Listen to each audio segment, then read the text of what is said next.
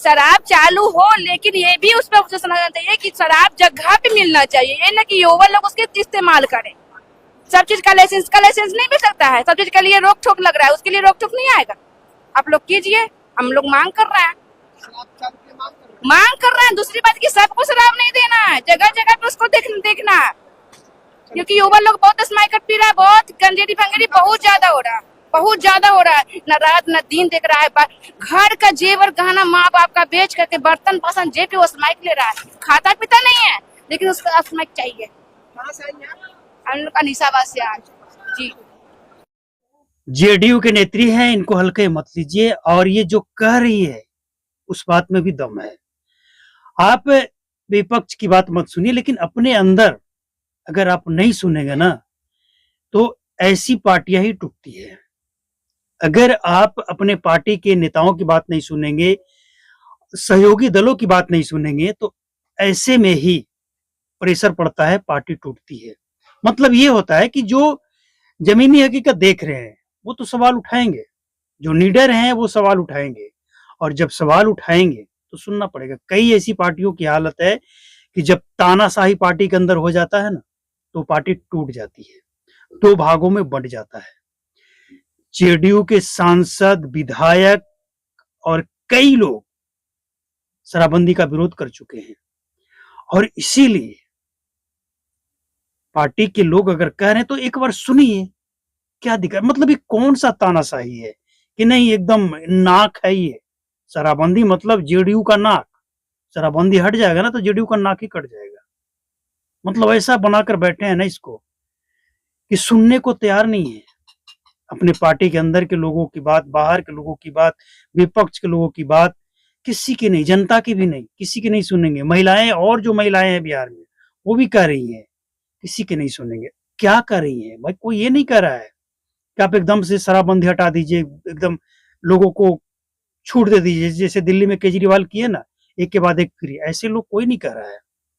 आप समीक्षा कीजिए और समीक्षा में देखिए कि आखिर शराबबंदी से क्या खोया क्या पाया।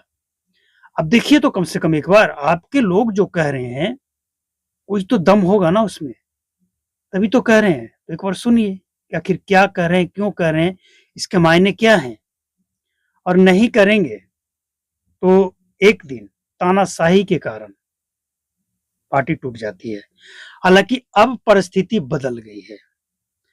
अब जेडीयू में नीतीश कुमार जिनका जो एकदम मानते थे कि उनका एकदम ड्रीम प्रोजेक्ट है, ये सपना है नशा मुक्त बिहार बनाने का, तो वो तो मुख्यमंत्री रहे नहीं। लेकिन जेडीयू में कुछ लोग ऐसे हैं जो नीतीश कुमार के ड्रीम प्रोजेक्ट बीच में कैसे लटक जाएगा, एकदम पूरा चलेगा, भले ही वो फेल ही रहे। अरे भाई, जो चीज फेल है उसके बारे में सोचिए, उसका रास्ता निकालिए, जो सफल है उसको आगे बढ़ाइए, और जो फेल है उसके बारे में सोचिए थोड़ा। नीतीश कुमार की कई सारी योजनाएं हैं जो धरातल पे फेल है, भ्रष्टाचार के शिकार हो चुका है कुछ योजना। अब उसके बारे में आप नहीं सोचेंगे तो आपके पार्टी के लोग हैं, उनसे जनता सवाल पूछती है ना। सवाल जो शराबबंदी पे उठा रहे हैं, जनता उनसे सवाल पूछती है, उनके क्षेत्र की जनता, कि इतने लोग जेल गए, क्या गुनाह है उनका, और अगर उनका गुनाह है तो फिर जो नेता पुलिस वाले पार्टी कर रहे हैं क्या उनका गुनाह नहीं है? आखिर ये भेदभाव क्यों है? तो ये सब बात, मतलब जितने ज्यादा लोगों की बात आप सुनेंगे उतना ज्यादा अलग अलग इसमें से जो क्या कहें इसको निष्कर्ष निकल कर आएगा, और उस पर काम करना आसान होगा।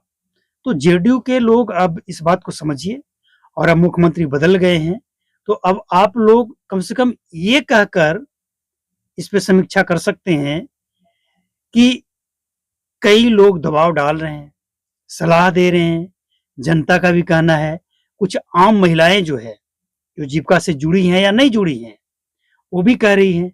तो एक बार क्या दिक्कत है, समझिए, सोचिए, चर्चा कीजिए, दूध का दूध और पानी का पानी।